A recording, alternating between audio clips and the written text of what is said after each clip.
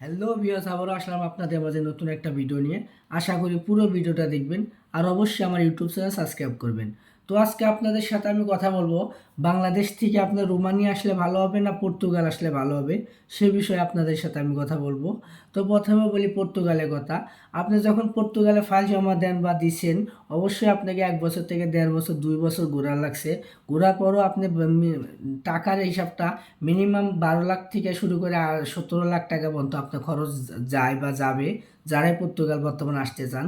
তো পর্তুগালে আসলে আপনার ফায়দাটা কি হবে? বর্তমান আপনি 12 থেকে 17 লাখ টাকা খরচ করে আপনি পর্তুগালে যদি আসেন, তাহলে পর্তুগালে এসে আপনি কয় টাকা ইনকাম করবেন বা কীরকম লাইফ লিড করবেন সে বিষয়ে আপনাদের সাথে কথা বলবো। তো আপনারা সবাই জানেন পর্তুগালের বেতন কত।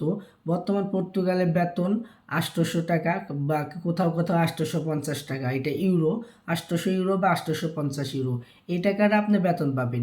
এই টাকাটা যদি আপনি বেতন পান, তাহলে আপনি 1 মাস কাজ করে 850 টাকায় ধরলাম, এই টাকা আপনি বেতন পালেন। এই টাকা বেতনের থেকে আপনি ধরেন রুম ভাড়া, খাওয়া দাওয়া, নিজের পকেট খরচ, ট্যাক্স, এগুলো বাবদ আপনি বাদ দিতে হবে মিনিমাম 400 থেকে 450 ইউরো, বা একটু ভিআইপিভাবে চললে 500 ইউরো। 500 ইউরো আপনি ধরেন, 400 থেকে 500 ইউরো সব কিছু মিলায় এই জিনিসগুলো যদি আপনি বাদ দেন, যদি আপনি 850 টাকা বেতন পান, তাহলে আপনি 400 থেকে 550 ইউরো যদি আপনি বাদ দেন, তাহলে আপনার 300 থেকে 350 ইউরো থাকে। এই 300 থেকে 350 ইউরো কত? 50,000 টাকা আপনার টিকবে 1 মাসে।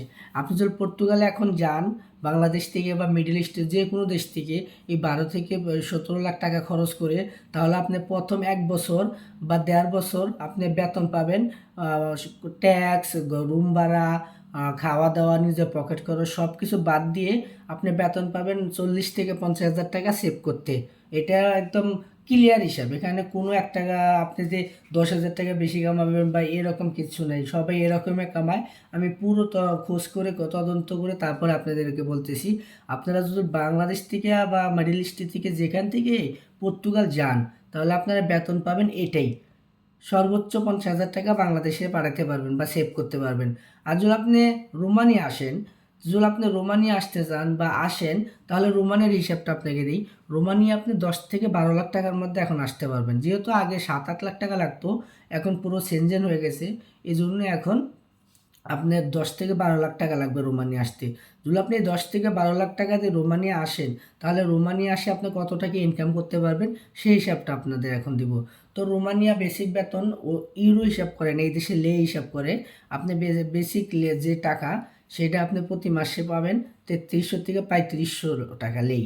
এটা হলো আপনার 8 ঘন্টা। আর এই দেশে কোনো কোম্পানিতে 8 ঘন্টা কাজ করায় না। এই দেশে কাজ করায় আপনার 10 ঘন্টা 12 ঘন্টা।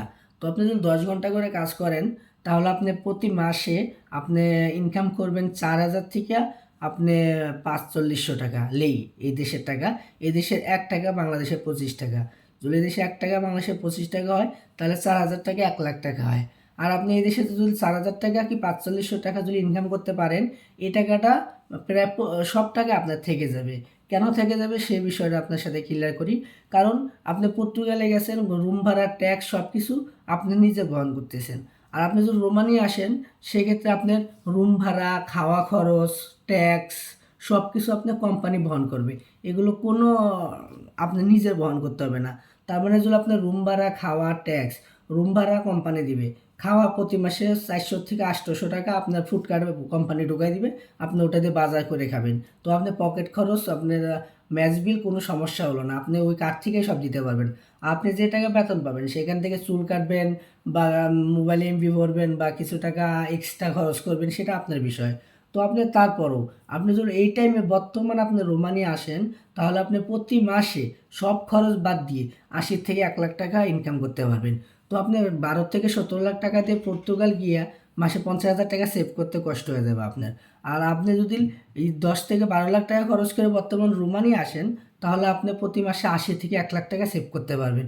তো এখন আপনারাই চিন্তা করেন, আমি সম্পূর্ণ এটা খুলাই দিলাম কোন দেশে গেলে ভালো হবে, সম্পূর্ণটা ভালো করে আপনাদের বুঝিয়ে দিলাম। তো এখন আপনারাই চিন্তা করেন কোন দেশে যাবেন, আপনারা রোমানিয়া আসবেন না পর্তুগাল যাবেন, সেটা আপনাদের ডিসাইড।